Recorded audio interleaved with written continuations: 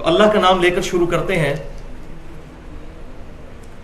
Portion number 1 کی طرف آتے ہیں جو ہے قربانی کا فلسفہ اور اس کی اہمیت اور فضیلت کا بیان۔ تو بھائیو، اگر قربانی کو کنکلوڈ کیا جائے ایک جملے میں تو قربانی کا فلسفہ ہے اللہ از دا ٹاپ پرائورٹی، اللہ ترجیح اول ہے۔ یہ ہے قربانی کی تھیم اور فلسفہ۔ اور انسانیت کو جن ہستیوں پر، جن پرسنالٹیز پر ناز ہے کہ واقعی انہوں نے انسانوں میں یہ بات ثابت کر دی کہ ان کی ٹاپ پرائورٹی اللہ کی ذات تھی، وہ ہیں انبیاء کرام علیہم السلام۔ اور ان میں بھی ٹاپ آف لسٹ 2 پرسنالٹیز ہیں۔ ایک ہمارے امام کائنات سید الاولین والآخرین شفیع المذنبین رحمت للعالمین سیدنا و مولانا امام اعظم محمد رسول اللہ صلی اللہ علیہ وآلہ وسلم کی مبارک ذات، اور دوسرا ان کے جد امجد سیدنا ابراہیم خلیل اللہ علیہ الصلوۃ والسلام کی مبارک ذات ہے، جن کے بارے میں اللہ تبارک و تعالیٰ نے کیٹاگوریکل سٹیٹمنٹ دی قرآن پاک میں، اور یقین کریں رشک آتا ہے ابراہیم علیہ السلام کی ذات پر۔ سورۃ البقرہ آیت نمبر 124، اعوذ باللہ من الشیطان الرجیم، بسم اللہ الرحمن الرحیم، وَإِذِ ابْتَلَىٰ إِبْرَاهِيمَ رَبُّهُ بِكَلِمَاتٍ، اور جب آزمایا ابراہیم کو اس کے رب نے مختلف اوقات میں مختلف واقعات اور کلمات کے ساتھ، فَأَتَمَّهُنْ، تو انہوں نے ہر آزمائش میں پورا اترنا ثابت کر دیا۔ اللہ اکبر۔ اور پھر انعام کیا ملا؟ قَالَ إِنِّي جَاعِلُكَ لِلنَّاسِ إِمَامًا، تو پھر ہم نے فرمایا کہ اے ابراہیم علیہ السلام، ہم تمہیں انسانیت کا امام بنانے والے ہیں، الحمدللہ۔ قَالَ وَمِن ذُرِّيَّتِي، تو انہوں نے عرض کی کہ اے اللہ، میری اولاد میں، مجھے تو امام بنا دیا، میری اولاد میں بھی یہ امامت جاری رہے گی؟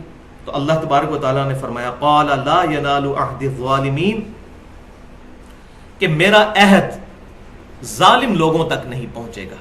اس میں امپلائیڈ ہے کہ جو اچھے لوگ ہوں گے ان تک یہ پہنچے گا۔ اور پھر دیکھیں کہ اللہ تعالیٰ نے ہزاروں انبیاء کرام علیہم السلام سیدنا ابراہیم علیہ السلام کی اولاد میں بنی اسرائیل میں پیدا فرمائے، اور پھر سلسلہ نبوت بھی ابراہیم علیہ السلام کی اولاد میں سیدنا اسماعیل علیہ السلام نے امام کائنات صلی اللہ علیہ وسلم کی مبارک ذات پر مکمل فرمایا۔ تو ہمارے امام صلی اللہ علیہ وسلم کے بارے میں بھی سورۃ الانعام کی آخری آیات میں آخری رکوع کے اندر مینشن ہوا، بسم اللہ الرحمن الرحیم، قل اننی ہدانی ربی الی صراط مستقیم۔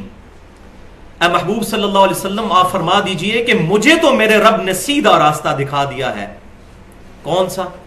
دینا قیما ملت ابراہیم حنیفہ، یہ دین جو بالکل سیدھا ہے اور اس ملت پر قائم ہے کہ جو ابراہیم علیہ السلام کی ہے، جو حنیفہ تھے۔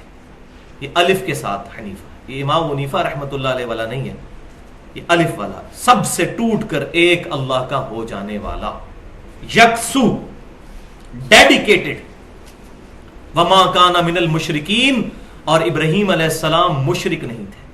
قل ان صلاتی، اے محبوب صلی اللہ علیہ وسلم فرما دیجئے بے شک میری نماز، ونسکی، اور میری قربانی جس کو آج ہم ڈسکس کر رہے ہیں، ومحیایا، اور میری زندگی، ومماتی للہ رب العالمین، اور میری موت بھی اللہ رب العالمین کے لیے ہے جو سارے جہانوں کا پالنے والا ہے، لا شریک لہ، میں اس کے ساتھ کسی کو شریک نہیں ٹھہراتا، وبذالک امرت وانا اول المسلمین، اور مجھے اسی بات کا حکم ہوا ہے کہ سب سے پہلے میں سر تسلیم خم کروں، سب سے پہلا مسلمان میں بنوں۔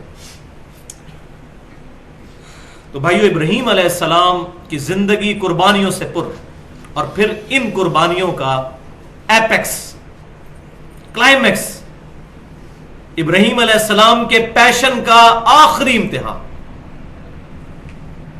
87 سال کی عمر میں اللہ سے رو رو کر بیٹا مانگا، بڑھاپے کا سہارا، اور جب اس کی عمر جسٹ 12-13 سال ہوئی اور ابراہیم علیہ السلام کی عمر 99 ایئرس، 100 سال کے قریب، تو حکم ہوا کہ اس بیٹے کو قربان کرو۔ یہ پوری ڈیٹیل ہماری کتابوں میں تو نہیں ملتی، البتہ اولڈ ٹیسٹمنٹ میں، تورات میں پوری ڈیٹیل ہے، اور تورات میں آج بھی موجود ہے کہ ابراہیم علیہ السلام کے 2 بیٹے، بڑے بیٹے کا نام اسماعیل اور چھوٹے کا اسحاق۔ ہاں اس میں پھر وہ ٹیمپر ہو چکی ہے یہ چیز، لگتا ایسا ہی ہے کہ انہوں نے اسحاق علیہ السلام کو ذبیح اللہ کے طور پر پیش کیا ہے۔ ہماری کتابوں میں بھی ایسے اشارے ملتے ہیں، وہ انشاءاللہ اشارتاً میں ڈسکس کروں گا۔ تو سیدنا اسماعیل علیہ السلام کی قربانی کا وقت آ گیا، ابراہیم علیہ السلام کا آخری درجے میں امتحان لیا گیا، اور الحمدللہ ابراہیم علیہ السلام اس امتحان میں بھی کامیاب ہوئے، الحمدللہ۔ اب یہاں پر میرے پاس اتنا ٹائم نہیں کہ میں یہ بحث کروں کہ ذبیح اللہ جو ہے سیدنا اسماعیل علیہ السلام ہے یا سیدنا اسحاق علیہ السلام۔ البتہ یہ بات ضرور ہے کہ اہل سنت اور اہل تشیع کے ہاں ایسی روایتیں ملتی ہیں، ہمارے قدیم مفسرین میں خصوصاً امام طبری رحمۃ اللہ علیہ المتوفا 310 ہجری، جو پہلے 300 سال کے ہمارے اسلاف میں سے ہیں، وہ تو اسٹرانگلی بلیو رکھتے ہیں کہ ذبیح اللہ حضرت اسحاق ہے۔ اس کے علاوہ بھی کچھ اور تابعین بھی، اور ان کے مقابلے پر کچھ تابعین ایسے ہیں جو کہ سیدنا اسماعیل علیہ السلام کو ذبیح اللہ سمجھتے ہیں۔ البتہ اس سے کوئی فرق نہیں پڑتا، اس اختلاف سے فرق نہیں پڑتا، کیونکہ اصل بیچ میں بات یہ ہے کہ ابراہیم علیہ السلام قربانی کے لیے تیار ہوئے اپنے بیٹے کی۔ اس میں جسے شوق ہو تو مولانا مودودی رحمۃ اللہ علیہ نے بڑی انٹلیکچوئل بحث کی ہے سورہ الصافات پارہ نمبر 23 میں، آیت نمبر 100 سے لے کر 110 تک 11 آیات میں ابراہیم علیہ السلام کی قربانی کا ذکر ہے۔ اس کی ڈیٹیل آپ تفہیم القرآن میں پڑھ لیں تو وہاں پر انشاءاللہ آپ کو بات کلیئر ہو جائے گی۔ اور انہوں نے قرآن کے دلائل سے یہی بات ثابت کرنے کی کوشش کی ہے کہ موسٹ پروبیبل سیدنا اسماعیل علیہ السلام ہی ذبیح اللہ ہے، اور میرا بھی رجحان اسی طرف ہے۔ لیکن یہاں پر ہم صرف ان آیات کا ترجمہ اور مختصر سی تفسیر پڑھیں گے تاکہ ہم اپنے اصلی موضوع کی طرف آئیں۔ تو سورہ الصافات پارہ نمبر 23 آیات نمبر 100 سے لے کر 110 تک۔ بسم اللہ الرحمن الرحیم۔ رب ہب لی من الصالحین، ابراہیم علیہ السلام نے دعا کی کہ اے اللہ مجھے اپنے پاس سے نیکوکاروں میں سے کوئی اولاد عطا فرما۔ فبشرناہ بغلام حلیم، تو ہم نے ان کو بشارت دی ایک حلم والے بچے کی، پیشنس والے کی، برداشت کرنے والا بچہ۔ فلما بلغ معه السعی، تو جب وہ ان کے ساتھ بڑھ کر جوان ہوا اور چلنے پھرنے دوڑنے کے قابل ہوا، قال یا بنی انی ارا فی المنام، تو انہوں نے کہا کہ اے بیٹا میں نے خواب دیکھی ہے، انی اذبحک فانظر ماذا تری، کہ میں تجھے ذبح کر رہا ہوں، اب بتا کہ اس معاملے میں تیرا کیا ارادہ ہے۔ اللہ اکبر۔ یہاں بات یاد رکھیے، بخاری اور مسلم کی متفق علیہ حدیث ہے کہ وحی کا ایک ذریعہ خواب بھی ہے، اور انبیاء کرام علیہ السلام کے خواب ڈیفینیٹ وحی ہوتے ہیں۔ عام مومن کا خواب بھی وحی ہو سکتا ہے لیکن ڈیفینیٹ نہیں، جب وہ واقعہ ہو جائے گا پھر آپ کہہ سکتے ہیں، پہلے نہیں بتا سکتے۔ بخاری اور مسلم کی متفق علیہ حدیث ہے کہ میری وفات کے بعد اب وحی کا سلسلہ ختم، صرف مبشرات باقی ہیں۔ پوچھا گیا وہ کیا، تو فرمایا کہ وہ خواب جو اللہ تعالیٰ اپنے نیک بندوں کو دکھائے گا۔ لیکن ان خوابوں کے پورا ہونے کے بعد ہی پتا چلے گا، پہلے کوئی پریڈکشن نہیں کر سکتا میں نے یہ خواب دیکھا تو یہ ضرور ہوگا۔ تو بیٹا تیری کیا رائے ہے اس معاملے میں؟ تو کیا رائے ہونی تھی؟ اللہ اکبر۔ قال یا ابت افعل ما تؤمر، کہا کہ اے ابا جی کر گزریے جو آپ کے رب نے آپ کو حکم دیا ہے، پوچھنے والی کوئی بات ہے؟ ستجدنی انشاءاللہ من الصابرین، اور ان قریب آپ مجھے اللہ کی مرضی کے ساتھ، اللہ کو شامل کیا، خود اپنی اکڑ نہیں عاجزی میں، صابرین میں سے پائیں گے۔ فلما اسلما، تو اللہ تعالیٰ فرماتا ہے جب انہوں نے سر تسلیم خم کر دیا دونوں باپ بیٹا نے، وَتَلَّهُ لِلْجَبِينِ، تو ابراہیم علیہ السلام نے ماتھے کے بل ان کو زمین پر لٹا لیا، بالکل ایج پر پہنچ گئی بات، اور ماتھے کے بل اسی لیے لٹایا تاکہ شفقت پدری نہ آ جائے، شکل پر نظر پڑے تو شاید ڈاواں ڈول نہ ہو جائے۔ ظاہر ہے انبیاء کرام علیہ السلام جنس کے اعتبار سے تو انسان ہی تھے، ہاں مقام کے اعتبار سے تو کسی انسان کو بھی ان کے ساتھ کوئی نسبت نہیں. اللہ وَنَادَيْنَاهُ أَن يَا إِبْرَاهِيمُ. کیا خوش نصیبی کا وقت ہے. اللہ تعالیٰ فرماتا ہے ہم پھر پکارے اس وقت اے ابراہیم قد صدقت الرؤیا، بے شک تو نے اپنا خواب سچا کر دکھایا. بس یہاں تک ہی تجھے لانا تھا، ہم نے چیک کر لیا تجھے. اللہ اکبر. انا کذالک نجزی المحسنین، بے شک اسی طرح ہم نیکوکاروں کو جزا دیتے ہیں. اللہ اکبر کبیر. ان ھذا لہو البلاء المبین. اللہ اکبر. آزمائش تو یہ ہے نا، اللہ تعالیٰ فرماتا ہے بے شک یہ تو بہت بڑی آزمائش تھی جو ابراہیم پر ڈال دی گئی، بہت بڑی آزمائش. وفدیناہ بذبح عظیم، اور ہم نے ایک عظیم ذبح کے ذریعے فدیہ بنا دیا اسماعیل علیہ السلام کی جگہ اور ان کو بچا لیا. وترکنا علیہ فی الآخرین، اور اس سنت کو پھر آنے والوں میں باقی رکھا. الحمدللہ، پچھلی نسلوں میں باقی رکھا. سلام علی ابراہیم، سلامتی ہو ابراہیم علیہ السلام پر. اللہ اکبر. کذالک نجزی المحسنین، بالکل اسی طریقے سے ہم بدلہ دیتے ہیں محسنین کو. بھائیو ابراہیم علیہ السلام کوانٹٹی کے پوائنٹ آف ویو سے کامیاب نہیں ہو سکے دنیا میں. صرف لوط علیہ السلام ان پر ایمان لائے، سورۃ الانبیاء میں پڑھ لیجئے، اور چند گھر والے، کوئی امت نہیں بنی.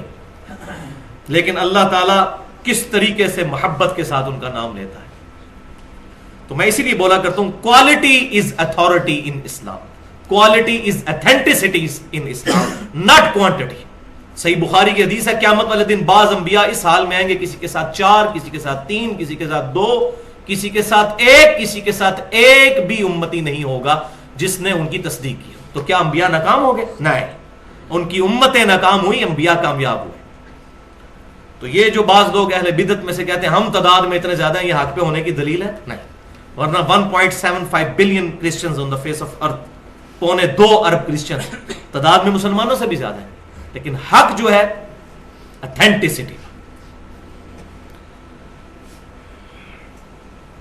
اس سنت کو اللہ تعالیٰ نے کیسے باقی رکھا کہ مسلمانوں کی سب سے بڑی انٹرنیشنل عبادت حج، اس کا لازمی جز بنا دیا قربانی کو. الحمدللہ.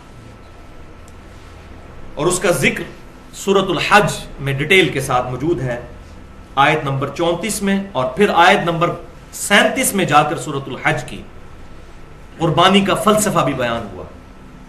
اعوذ باللہ من الشیطان الرجیم، آیت نمبر 34 سورہ الحج. وَلِكُلِّ أُمَّةٍ جَعَلْنَا مَنْسَكًا، ہم نے ہر امت کے لیے بنایا ایک قربانی کا قاعدہ. لِيَذْكُرُ اسْمَ اللَّهِ عَلَى مَا رَزَقَهُم مِّن بَهِيمَةِ الْأَنْعَامِ، تاکہ تم اللہ کا نام لے کر مویشیوں میں سے کھاؤ جو اللہ نے تمہیں رزق دیا ہے. فَإِلَٰهُكُمْ إِلَٰهٌ وَاحِدٌ، پس تمہارا الہ تو ایک ہی الہ ہے، واحد ہے. فَلَهُ أَسْلِمُوا، تو اسی کے لیے سر تسلیم خم کر دو. وَبَشِّرِ الْمُخْبِتِينَ، اور بشارت ہے عاجزی کرنے والوں کے لیے. اور اس عبادت کا پھر فلسفہ، قربانی کی عبادت کا فلسفہ آیت نمبر 37 سورۃ الحج کی. اللہ از دا ٹاپ پرائورٹی.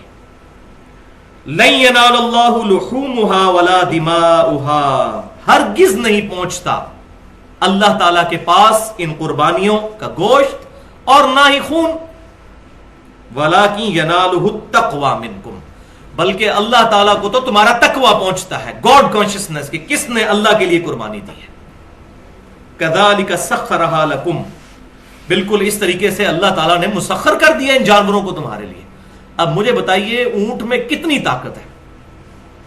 درجنوں لوگوں کو وہ اپنے نیچے دے سکتا ہے.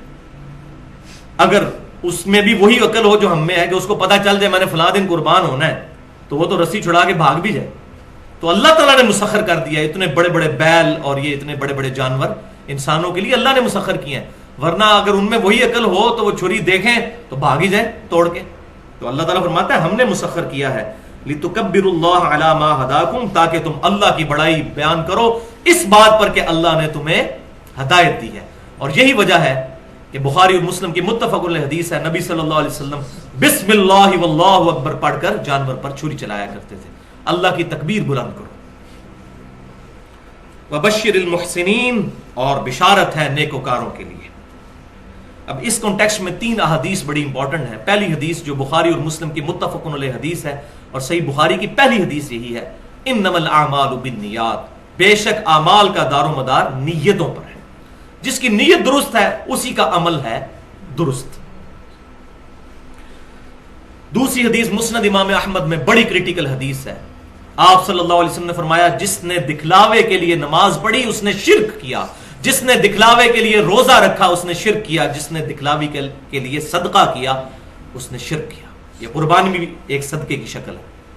تو اگر اللہ تعالی کے لیے پرائورٹی، اس کے لیے نیت نہیں ہے تو یہ عمل الٹا بدنامی بن سکتا ہے، دوزخ میں جانے کا سبب بن سکتا ہے. اور تیسری حدیث بہت کریٹیکل صحیح مسلم کی، آپ صلی اللہ علیہ وسلم نے فرمایا اللہ تعالیٰ تمہاری شکلوں اور مال کو نہیں دیکھتا، تمہارے دلوں اور اعمال کو دیکھتا ہے. یہ ہم اپنی شکلوں سے اور مال سے پبلک کو دھوکہ دے سکتے ہیں، اللہ کو نہیں. اللہ تعالیٰ نے شکلوں پر فیصلہ نہیں کرنا. ورنہ سیدنا بلال رضی اللہ تعالیٰ عنہ کتنے خوبصورت ہوں گے. حبشی کا رنگ کالا ہی ہوتا ہے، ہونٹ اس کے موٹے ہی ہوتے ہیں، ناک اس کا موٹا ہی ہوتا ہے، کتنے خوبصورت ہوں گے. تو اللہ تعالیٰ تمہاری شکلوں اور مال کو نہیں دیکھتا، اور ہم یہی دیکھتے ہیں، یا شکل دیکھتے ہیں، ہاں ماشاءاللہ کتنا خوبصورت چہرہ ہے، کتنے نورانی بزرگ ہیں، چاہے وہ جھوٹ بول رہے ہوں. نہ شکلوں کو دیکھتا ہے، نہ مال کو، دلوں اور اعمال کو دیکھتا ہے. الحمدللہ.